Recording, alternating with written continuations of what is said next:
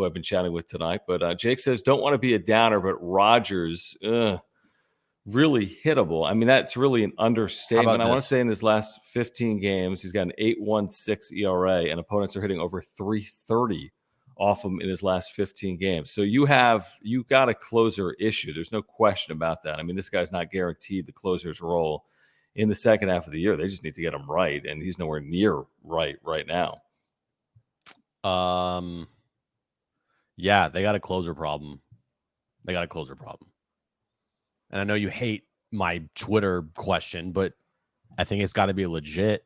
Do you start giving Nabil Crismatt those opportunities now? Oh, I don't really hate that question. I just don't think he's going to be their full-time closer. I mean, I think he could close a game. I don't. I'm not saying they should just be like, hey, you're the full-time closer, but I mean, you could at least give guys opportunities to prove it. Yeah, I don't know. Does Crismatt have like closer stuff? I mean, you just look at his numbers; it's pretty damn good. Yeah, but he throws 90. I mean, usually guys some closers throw 90. Who? Now, I agree with Taylor you. Rogers?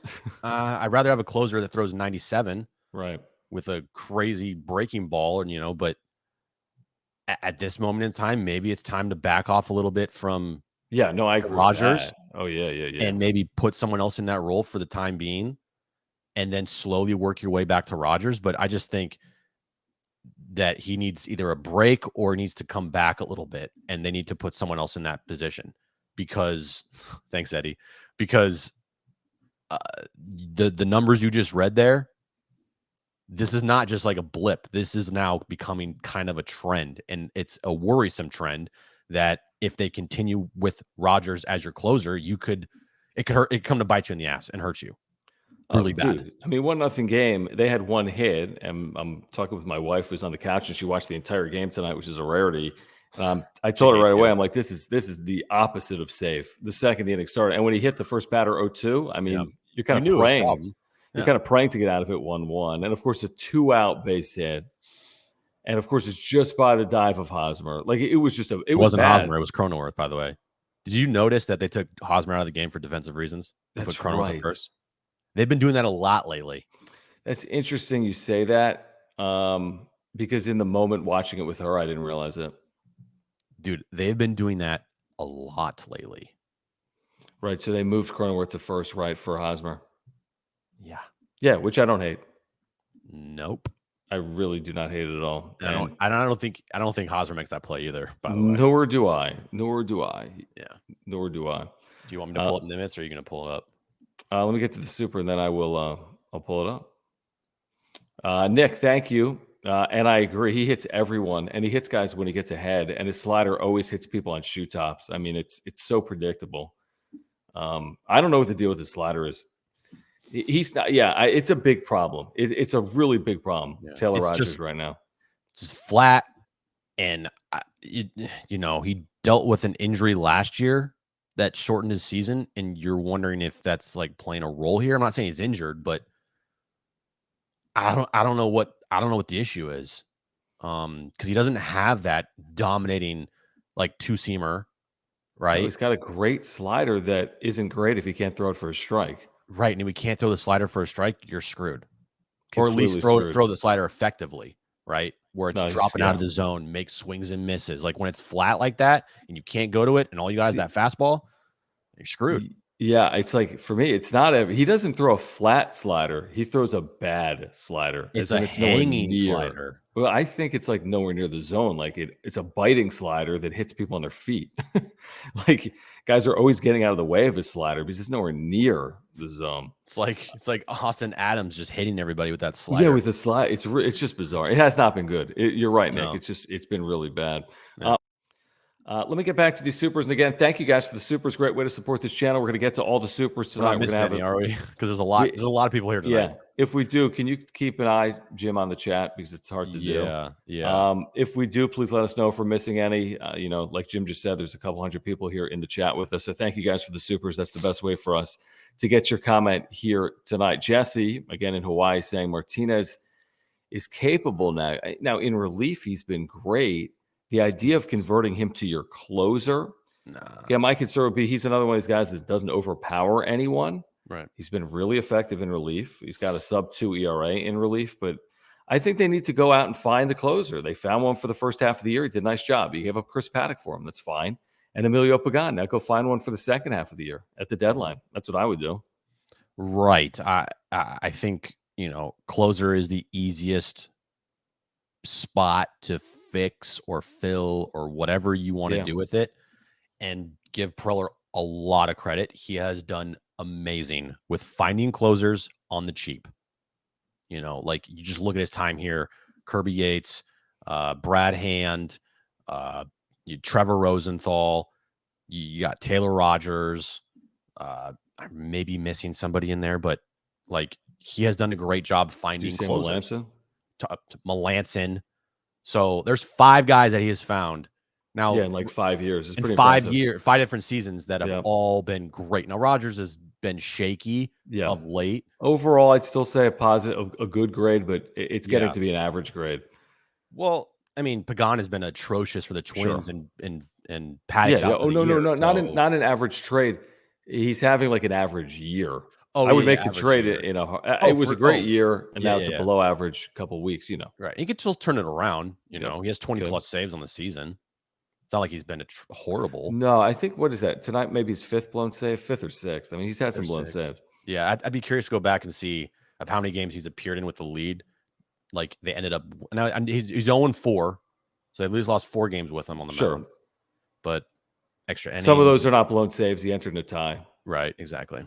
So, but I don't know what the answer is. I think it's at the trade deadline. I think you bolster. That's what I would do. And I don't think it'll cost him a fortune to do that.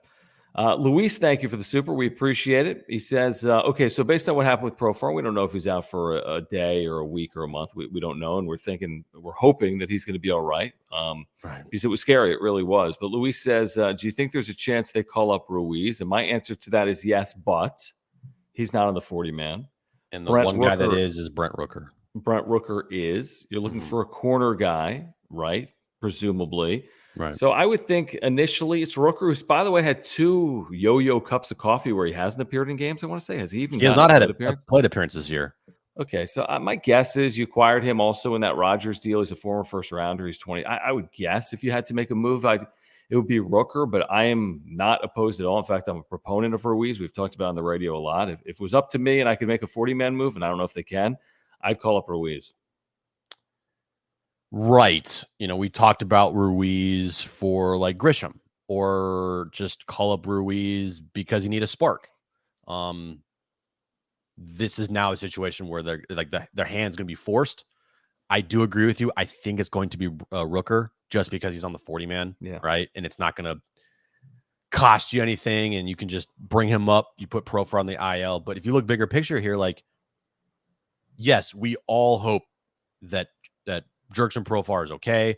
We hope he has a good recovery. We hope that nothing's wrong with him, right? We hope there's no jaw broken or whatever it may be. Right? That's scary. Yeah, that's scary. So we hope he's okay. And concussions, I mean, dude, those could take a long time, man. You have no idea. Like you've seen players lose seasons because of concussions, right? So you hope everything's okay with him. This now forces the hand of, okay, you need to bring up somebody, and oh, by the way, you need now more help than you've ever needed before this season because you've lost one of your biggest contributors. It would be a huge loss. I mean, it really would. I mean, if it's any real amount of time, and if it's a week, you know what? That's a pretty good result considering what happened on field here tonight. Even if it's 10 days, it's a good result. Dude, concussions are scary, man. Right. But anything beyond that, considering the way he's played, not just offensively, but defensively, and what he's meant to the team, it would be a big loss. And like you said, we're all already thinking you need to upgrade your outfield in the next 3 weeks. And now you have to upgrade your outfield multiple times. I mean, how many outfielders are they going to acquire? Right. Like 2? I mean, that's after your thought of, I hope Profar's okay, and you see him get, carted off the field, and he gives the fist bump, and then you hear from the Padres that, whatever. Like your immediately next thought is, how does it impact them? What does this do to this team? Yeah, absolutely. Let's get to the super from Josh. And Josh says, if you miss my super chat, do I get my money back? Let me answer that. No. But thank you, Josh. Thank you, Josh. If we miss it, let us know. We're going to feel super bad. But we don't work for YouTube. We don't know how this works. we have no idea. We just press play and we come on and we just talk. We have no idea. We have no idea. Jared, thank you for your membership and thank you for your support with the Super as well. If you guys want to become a member, there's a link down below. You can click that join button. You get custom emojis and badges and members only content as well on the YouTube channel. I love this, Jared. I love what you're selling here. This fills two needs. Jorge Lopez, the closer for the Orioles, who's had this lights out year, again, with a bad team, and that can change things. And then Santander, our boy, who's hit 14 or 15 home runs with the Orioles, and he's an outfielder. So I'm making that move right now. Yeah. Does this injury push Preller into action sooner than he wanted to be? Depends on how long he's out, right? Right. If it's day to day and they got lucky here, because you got to think about this. Like, not only is Profar a big loss on the field, like off the field, he's a big time contributor to the vibes of this team, right? Like he's been here now for 3 years.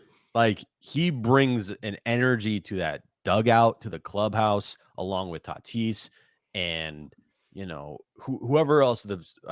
Probably those two guys are the biggest spark plugs as far as like the energy goes with this team. Right. So I think right now, Profar is very likable. You can tell with his teammates. The reason why most of these guys wear the skinny pants is because of Profar. Right. That's funny. Last year when Profar started wearing the skinny pants and you started seeing Jake Cronenworth wear the skinny pants and Ha-Seong Kim wear the skinny pants and I forget who else, I think Tatis, like it's because of Profar. Like Profar's the guy that is the fashion trend center, right? So he brings a lot to this team than just his on-field play this season. Right. We need that fashion. We need that.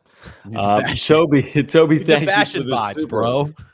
Thank you, Toby, for the super. Again, if you want to weigh in with the super, you can hit that $sign down below. Greatly appreciated. Great way to support this channel. Toby says Rogers for the 8th, Garcia for the 7th, plus a new closer sounds nice. I mean, I wouldn't be opposed with moving Rogers off even an 8th inning right now, based on the way he's pitched, and keeping Garcia in the 8th, go get a closer and pitch Rogers in the 7th, or even pitch Rogers in a non-lead situation 1 or 2 times, because clearly something's up. I mean, go look at his game log. The last 15 games, it's a train wreck. It's a train wreck. Very bad. And it's hard to have an 8.16 ERA over 15 games and for it not to be a train wreck. So I don't know what they're going to do ultimately.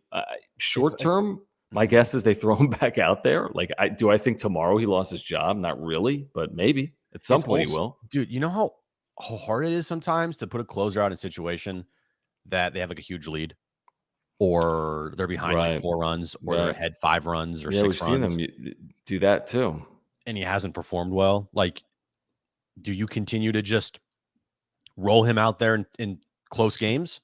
Do you continue to just put him in your closer spot when they're up by a run tomorrow in the 9th inning? Do you just put him out there? Like, what do you do? I don't know. I mean, that's going to be a decision. I would guess that actually it's probably not a front office decision right now. I think it's a Bob Melvin decision and Ruben Niebla. Who do they trust more than Taylor Rogers? And do they trust Taylor Rogers can get it turned around? And what does it mean to Taylor Rogers' confidence if they move him out of that spot in the short term? I just think that you might have to start looking at just, not permanently, but like Nabil Krismat deserves an opportunity, I feel like, to close out a game, right? It's interesting you say that. I mean, he's been in those positions like 10th inning. He's been in huge high leverage spots all year long. Tonight in the 10th inning with runner on second, no outs, and he strikes out the side. Are you kidding me? Listen, I know, and he's thrown very well. There've been a blip or two like any reliever would have. He's thrown very well. Jim, though, it's a completely different beast to be asked to do it night in and night out. 3 outs in the 7th is different than 3 outs in the 9th. And even in the 10th in a tie game with a runner at second. If you give up a run there, it's not the end of the world. It's right. So he might be that guy. He might not be that guy. Just talk to Trevor Hoffman. He'll tell you. He'll be like, and he was there tonight for Uncle Teddy and Larry Lucchino. So he can maybe talk to Trevor tonight after the game. That's a very good idea. Trevor or Taylor? Is it Taylor Rogers or Trevor Rogers? Taylor. Right. Okay. By the way, if anyone was there for the ceremonies tonight, how cool is that? On TV, it looked great. It's pretty cool. I love Larry Lucchino's line. Larry Lucchino, he was like, I don't know exactly what he said, but it was along the lines of, well, since Ted used up over 600% of the time, I'll keep this short and quick. It was good. I was like, hoping that Ted would just talk the entire game. Like, and the game would go on as he was talking. Right. Just how the other day on, I believe it was Apple TV, they just had the sounds of the game. Yes, I hate that. Which is, by the way, the worst thing ever for the sport of baseball. Like, hey, put me to sleep faster. You can't. Right. They should have just. What do you really think of like play-by-play guys if you're willing to just get rid of them? Right, and just have the sounds of baseball. Like, are you kidding me? If you're not there, it's the worst.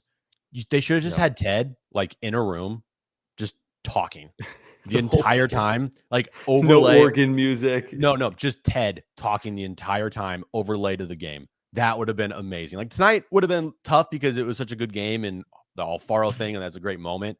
But like, just one of these times, just have Ted talk the entire game. Yeah. I mean, I know you feel the same way. I'm really happy for Ted. I mean, I've had this unique, ridiculous opportunity the last 5 years with San Diego State to work with Ted, like in the booth, on court for basketball games. I never had met him before moving to San Diego in 2017. I've now worked with him 5 straight years on San Diego State stuff. And he's one of a kind. Does he know your name? Because he doesn't know mine. He definitely knows my name. And he's one of a kind, and he's been really good to me. And it's awesome to have him on Extra 1360 for San Diego State athletics. So it was cool to see him have that opportunity here tonight. We heard him on the radio this week as well with Darren.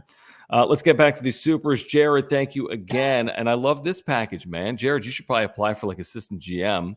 Right. Robertson, the veteran with Chicago's having a really, really good year. I think he's 37 years of age. He's a rental. Ian Happ is not a rental. He's controllable through 2023. He's the guy we talked about today on John and Jim. Yep. I think he'll command something of significance, would be my guess, because he's again under control for an extra year. But I mean, I would absolutely love that. Happ, Robertson, Lopez, Santander, Mancini's in Baltimore. I mean, there's some really compelling packages. Here's the issue, I would say, and we talked about today on the radio as well. There's going to be 15 buyers and probably not even 15 sellers. So it's going to be a seller's market, which makes it more challenging for a team like San Diego. Right. But, how big of a buyer are the Padres going to be? If they're going to be a big time, like, you can be a buyer. Oh, yeah. You can be, like, no, we're going to trade for a piece that's going to help the major league roster. Or you could be like the Dodgers last year and be a buyer and go out and go for Scherzer and Turner and swing big. Is Preller going to swing big here? Or is he going to try to make just moves that fill a couple gaps and fill a couple holes? He's a big swinger, man. I mean, even last year, he likes to flop it on the table. I can tell you that. Dude, he tried to acquire Max Scherzer. We can argue about what happened, but he tries to flop it out. He tells you how big it is, and then he'll maybe show it to you. But that's swinging. I mean, I think he'll take big swings. Now, is he confined by the salary and the CBT of this team and some of the moves he's made? Yes, probably. Right. But I'd be very surprised if his only move is like one reliever that's not closing. Daniel Hudson, Jake Marisnick. I'd be really surprised. I really would. Based on what happened last year, I'd be very surprised. But he's got work to do to figure out the CBT and how to improve this team over the next 3 weeks.